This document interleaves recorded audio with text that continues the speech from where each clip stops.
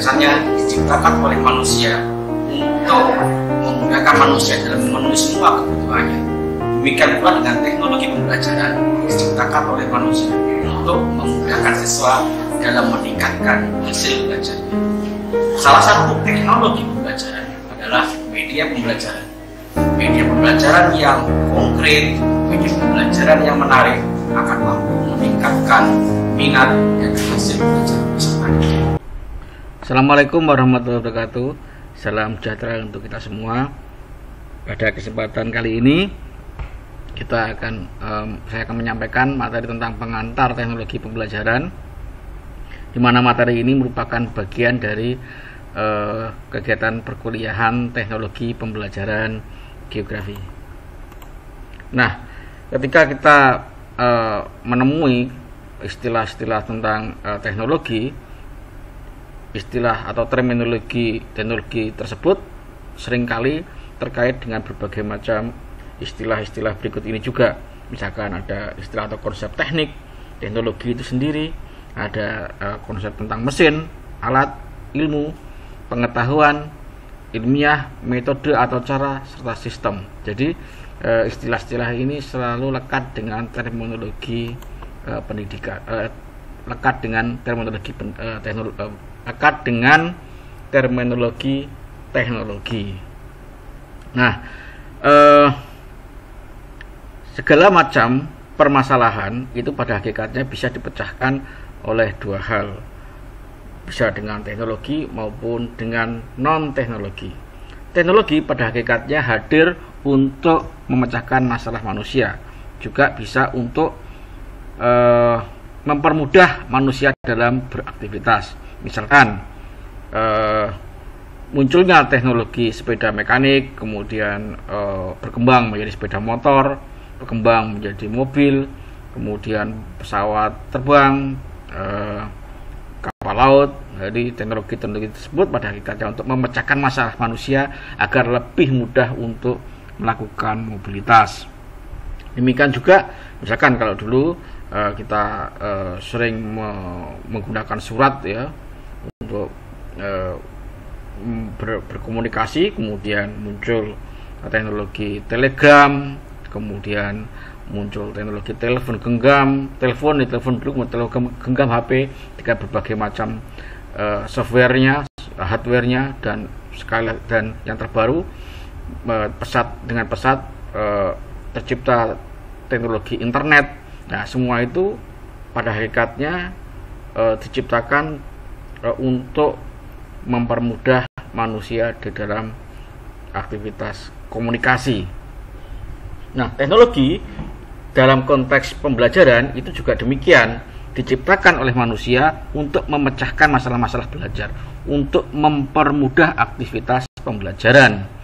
Dengan teknologi pembelajaran, maka diharapkan hasil belajar lebih meningkat, hasil belajarnya lebih optimal, lebih efektif, efisien, kemudian lebih dinamis, meningkatkan minat dan motivasi siswa. Bila kita lihat dari sifat-sifat teknologi, maka teknologi itu mempunyai ciri khas yang rasional, masuk akal, bukan klenik, bukan khayalan, berlaku empirik. Jadi melalui aktivitas yang nyata, kemudian melalui percobaan, observasi, dan penemuan-penemuan. Jadi tidak terjadi secara kebetulan belaka, dan berlaku secara universal, berlaku pada berbagai macam tempat, bagi berbagai macam orang. Tidak satu tempat atau satu orang saja, tapi banyak tempat dan banyak orang. Itulah ciri dari sifat teknologi itu sendiri. Teknologi, proses pembuatannya itu cukup kompleks, terpadu, dan integral ya. Dalam proses pembuatannya juga melibatkan berbagai macam komponen. Ada manusia sebagai faktor utama ya, pembuat dan pengguna. Ada ide, konsep, gagasan bagaimana teknologi itu akan dibuat, memerlukan alat, dana, organisasi, manajemen atau pengelolaan, sehingga komponen-komponen ini bisa mewujudkan terciptanya satu teknologi untuk memecahkan problematika manusia, atau dalam konteks belajar, teknologi itu diciptakan untuk memecahkan problem pembelajaran, untuk memudahkan aktivitas belajar baik di ruang pendidikan maupun pembelajaran, sehingga guru dan siswa semakin optimal di dalam aktivitasnya. Nah, teknologi itu harus memecahkan permasalahan belajar. Tentu di dalamnya dibutuhkan sarana prasarana sebagai sumber belajar. Meskipun kadang-kadang kita juga sering mendapatkan suatu konsep bahwa sarana prasarana satu hal yang sama atau tumpang tindih gitu ya. Tapi sebenarnya sarana prasarana itu suatu hal yang berbeda. Sarana itu adalah alat yang digunakan untuk memperlancar atau mempermudah manusia dalam mencapai tujuan tertentu. Sarana itu berhubungan langsung dan menjadi penunjang utama dalam suatu aktivitas. Sarana dapat berbentuk benda bergerak dan tidak bergerak, pada umumnya berbentuk kecil dan mudah dipindah-pindah. Sedangkan prasarana itu merupakan segala sesuatu yang menunjang secara langsung atau tidak langsung segala jenis sarana. Umumnya sarana itu berukuran besar dan tidak mudah dipindahkan. Sebagai contoh, ketika kita akan melakukan mobilitas, maka kita memerlukan mobil sebagai sarana dan jembatan serta jalan raya sebagai prasarananya. Kita juga bisa melihat adanya meja, bangku, komputer, papan tulis, semuanya itu adalah sarana untuk belajar, sedangkan gedung sekolah itu merupakan prasarananya.